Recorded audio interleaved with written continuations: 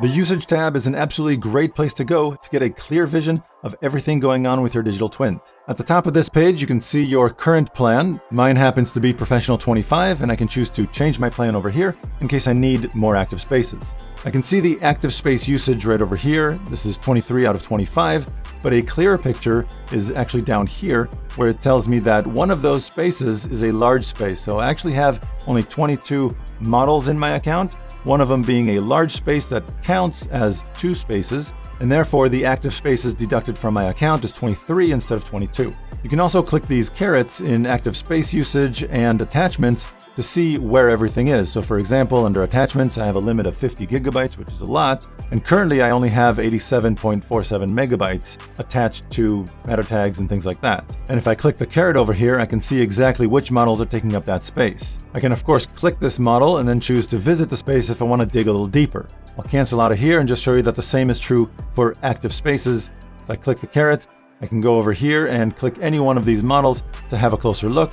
You'll also notice that the large model is indicated right over here. And finally, in this panel, I have inactive spaces. And this includes every model that is exactly that, not currently active, which means still processing, failed to process, pending, and archived spaces. Archived spaces is pretty straightforward. If you have a digital twin and you choose to archive it, all the spaces occupied by that digital twin will now become available for you to use.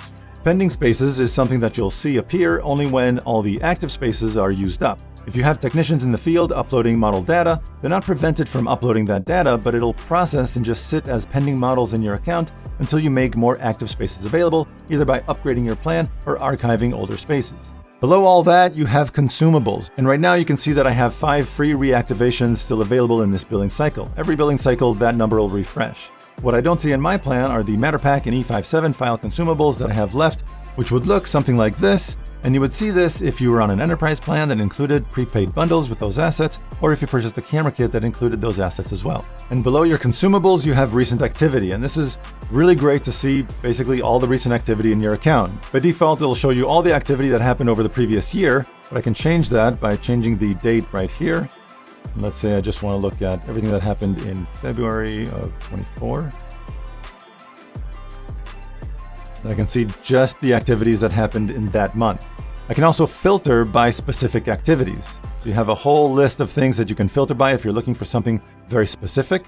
I can also download this entire list as a CSV. Keep in mind your download will only include 1,000 rows. So if you are trying to capture everything that happened over the previous year and you've been very busy, you might need to adjust the date range accordingly by setting it to a few months or quarters at a time.